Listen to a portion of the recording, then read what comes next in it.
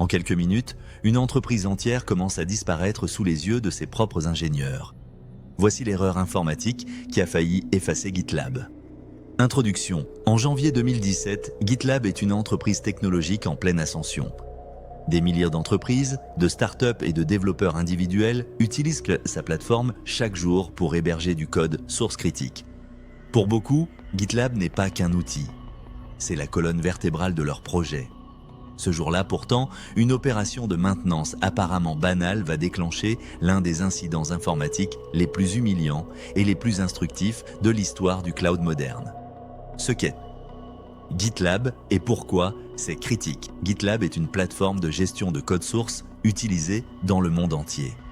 Elle permet de stocker, versionner et collaborer sur des projets logiciels. Imaginez un immense coffre-fort numérique où des millions de lignes de code sont stockées, versionnées, partagées entre développeurs. Chaque modification est enregistrée, chaque version est archivée. Chaque collaborateur peut accéder à l'historique complet d'un projet. Derrière chaque dépôt GitLab se cachent des heures de travail, parfois des années de développement et souvent des enjeux financiers majeurs. Des applications médicales qui gèrent des données de santé sensibles. Des services bancaires qui traitent des millions de transactions. Des outils industriels qui contrôlent des machines complexes. Des startups entières dont le produit principal n'existe que sous forme de code hébergé sur GitLab. Si GitLab tombe, ce ne sont pas des fichiers qui disparaissent, mais des entreprises entières qui se retrouvent paralysées. Des équipes de développement qui ne peuvent plus travailler. Des déploiements qui s'arrêtent net. Des mois de travail qui risquent d'être perdus à jamais. Un système censé être fiable. GitLab se présente comme une plateforme robuste, moderne et sécurisée. L'entreprise communique sur la fiabilité de son infrastructure cloud, sur ses procédures internes rigoureuses et sur la redondance de ses systèmes. Comme beaucoup d'acteurs du numérique, GitLab mise sur la confiance. Les utilisateurs supposent que leurs données sont sauvegardées, protégées et récupérables à tout moment. C'est une confiance implicite. Personne ne lit vraiment les conditions d'utilisation. Personne ne vérifie les garanties techniques. Peu de clients se demandent réellement si ces sauvegardes fonctionnent. Ils n'en ont jamais eu besoin. Jusqu'à ce jour précis. Le contexte technique. À l'époque, GitLab utilise une architecture complexe reposant sur plusieurs bases de données, notamment PostgreSQL et SQL.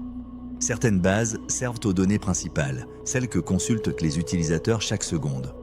D'autres aux répliques, des copies de la base principale qui permettent de répartir la charge et d'améliorer les performances. D'autres encore aux sauvegardes, ces copies censées protéger contre les catastrophes. Et d'autres, enfin, aux tests, où les ingénieurs peuvent expérimenter sans risque. Ce type d'architecture est courant dans les grandes plateformes. Elle permet de répartir la charge entre plusieurs serveurs, d'améliorer les temps de réponse et de limiter les risques en cas de défaillance d'un composant. Mais elle introduit aussi une complexité importante, des dizaines de serveurs, des centaines de configurations, des milliers de connexions entre les différents éléments. Plus un système est complexe, plus une erreur humaine peut avoir des conséquences imprévues. Et cette complexité, ce jour-là, va se retourner contre GitLab. Un jour de maintenance, comme les autres, le 31 janvier 2017, commence comme une journée normale pour les équipes techniques de GitLab. Une opération de maintenance est prévue sur une base de données secondaire. Rien d'exceptionnel. Ce type d'intervention est réalisé régulièrement dans les entreprises technologiques. Les ingénieurs suivent des procédures établies. Des documents internes décrivent chaque étape. Des commandes sont copiées-collées depuis des manuels techniques. Tout est documenté. En apparence, le risque était faible. Personne ne s'attend à une catastrophe. L'ingénieur de service ce jour-là est expérimenté. Il a déjà réalisé ce type d'opération plusieurs fois. Il connaît les commandes. Il comprend l'architecture. Mais dans un système aussi complexe, même les experts peuvent se tromper. La commande fatidique. Lors de l'intervention, l'ingénieur doit exécuter une commande pour supprimer certaines données devenues inutiles sur une base spécifique. Une opération de nettoyage routinière. Le genre de tâche qu'on effectue sans y penser. Le problème n'est pas la commande elle-même, mais l'endroit où elle est exécutée. Dans le terminal, plusieurs fenêtres sont ouvertes. Chacune connectée à un serveur différent.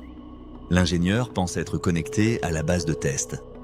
Mais en réalité, il est connecté à la base de production principale, celle qui contient toutes les données critiques des utilisateurs. À cause de cette erreur de ciblage, la commande est lancée sur la mauvaise base de données. La commande de suppression commence à s'exécuter. En quelques secondes, des tables entières commencent à être vidées. Des données critiques sont supprimées de manière irréversible. L'ingénieur s'en rend compte presque immédiatement. Il voit les lignes défiler dans son terminal. Des milliers, puis des dizaines de milliers de lignes supprimées. Il tape frénétiquement sur son clavier pour arrêter le processus. Mais il est déjà trop tard. Le mal est fait. La réalisation brutale. Très vite, les alertes se multiplient. Les systèmes de monitoring commencent à signaler des anomalies. Des tableaux de bord affichent des graphiques en chute libre. Des utilisateurs signalent que leurs projets ont disparu. Des dépôts sont introuvables. Des historiques de code sont effacés. Des fonctionnalités cessent de fonctionner sans raison apparente. Au début, l'équipe pense à un simple problème d'affichage ou de cache. Peut-être qu'un serveur web a redémarré. Peut-être qu'une mise à jour a mal tourné. Ce genre de problème arrive. C'est embêtant mais réversible. Mais la réalité, c'est bien plus grave. À mesure que les minutes passent, l'équipe comprend l'ampleur du désastre. La base de données principale de GitLab est en train d'être détruite. Pas un serveur web, pas un problème de cache. Le cœur même du système. L'entreprise comprend qu'elle est en train de vivre un scénario que toute équipe IT redoute. Le cauchemar absolu. La panne totale. En quelques minutes, une partie significative des données de GitLab a disparu. Des projets entiers sont effacés. Des dépôts. De codes qui représentaient des mois et mois de travail n'existent plus. Des issues, ces tickets qui tracent les bugs et les fonctionnalités à développer. Des commentaires, des métadonnées critiques, des configurations ne sont plus accessibles. La plateforme devient instable. Certains utilisateurs peuvent encore se connecter, mais leur projet affiche des erreurs. D'autres ne peuvent même plus accéder au site. Les ingénieurs coupent une certaine fonctionnalité pour limiter les dégâts. Ils mettent la plateforme en mode maintenance. Mais le mal est fait. Le cœur du système a été touché. Le réflexe des sauvegardes. Dans ce genre de situation, la première réaction est évidente. Restaurer les sauvegardes. C'est le filet de sécurité ultime. Le plan B que toute entreprise technologique doit avoir. En théorie, c'est une formalité. Les sauvegardes existent. Elles sont censées être régulières, complètes et testées. L'équipe se précipite sur les systèmes de sauvegarde. Ils cherchent la dernière sauvegarde complète, celle qui permettra de tout restaurer, de revenir en arrière, de faire comme si rien ne s'était passé. Mais lorsque les ingénieurs tentent de les utiliser, ils découvrent une vérité terrifiante. Une vérité qui va transformer cet incident en cauchemar absolu.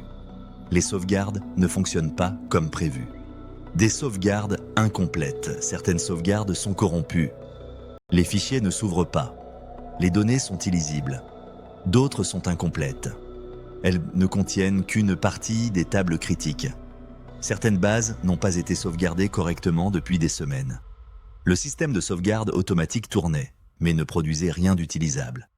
Le pire, c'est que personne ne s'en était aperçu. Les logs indiquaient que les sauvegardes se déroulaient normalement.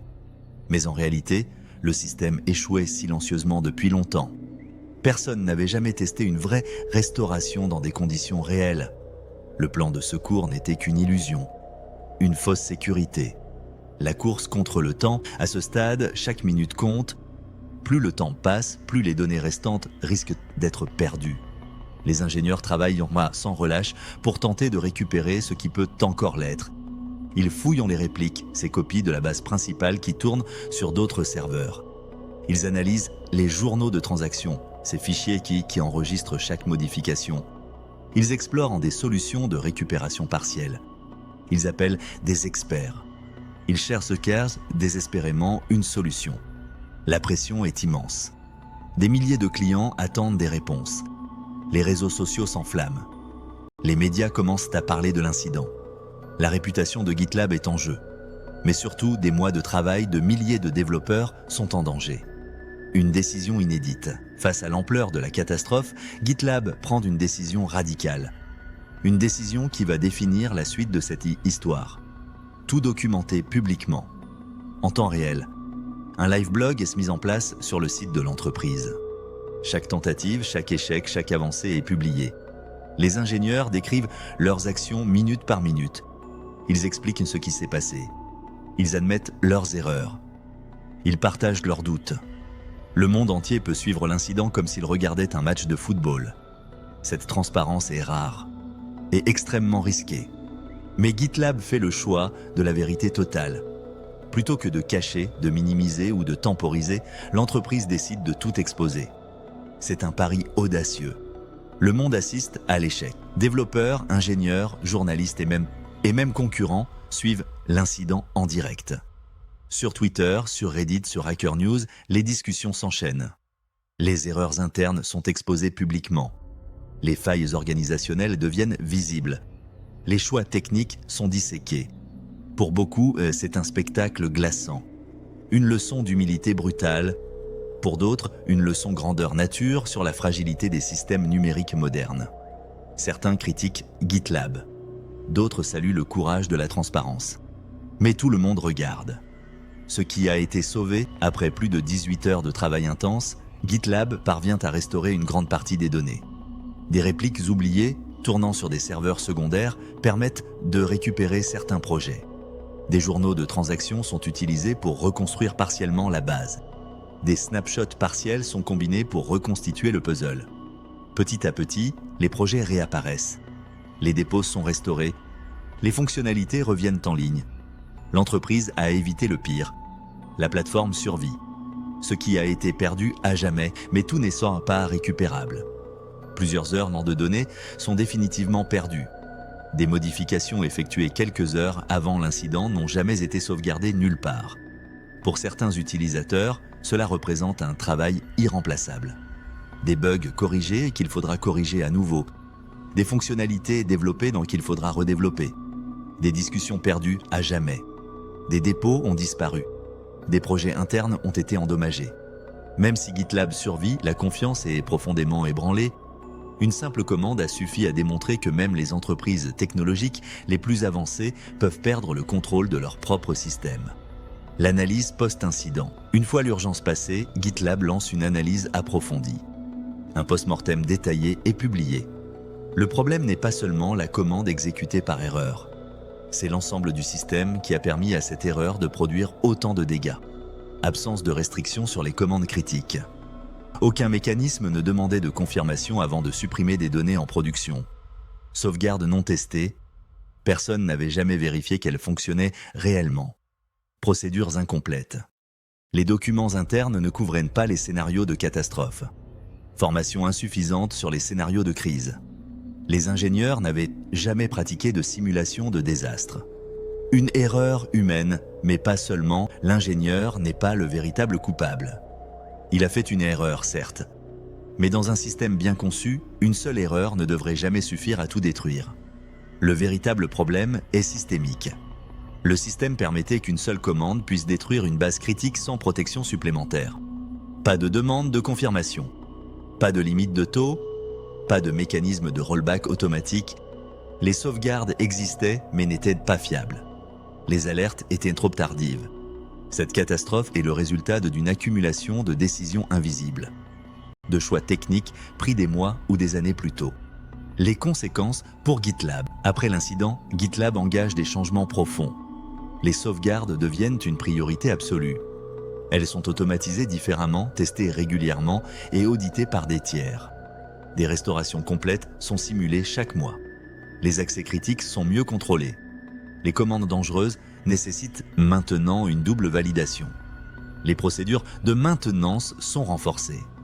L'entreprise investit massivement dans la fiabilité. Cette erreur, aussi grave soit-elle, devient un tournant. GitLab en sort plus forte, plus résiliente, plus consciente de ses failles. Une réputation sauvée par la transparence. Paradoxalement, la transparence de GitLab lui permet de préserver une partie de sa crédibilité. Beaucoup d'utilisateurs saluent l'honnêteté de l'entreprise. Là où d'autres auraient dissimulé l'incident, minimisé les dégâts ou accusé un facteur externe, GitLab a tout exposé. Les erreurs, les défaillances, les leçons apprises. Cette approche devient un cas d'école dans le monde de l'ingénierie logicielle. Des conférences sont organisées autour de cet incident. Des articles académiques l'analysent. Des cours universitaires l'étudient. L'incident de GitLab devient une référence. La leçon pour toute l'industrie. Cette histoire révèle une vérité fondamentale. Une sauvegarde qui n'a jamais été testée n'est pas une sauvegarde. C'est une illusion. Un système trop complexe devient fragile. Plus il y a de composants, plus il y a de points de défaillance potentiels. Et les erreurs humaines sont inévitables. La seule question est de savoir si les systèmes sont conçus pour les absorber ou pour les amplifier. GitLab a appris cette leçon de la manière la plus dure qui soit. La morale de bug critique. Les plus grandes catastrophes informatiques ne sont pas toujours causées par des hackers sophistiqués ou des failles de sécurité complexes. Elles naissent souvent de gestes simples, banals, humains. Une commande mal exécutée. Une procédure jamais vérifiée. Un test jamais réalisé. Et soudain, une entreprise entière se retrouve au bord du gouffre. Conclusion, ceci est Bug Critique. Ici, nous racontons les erreurs informatiques qui ont failli tout détruire. Des bugs silencieux, mais aux conséquences bien réelles.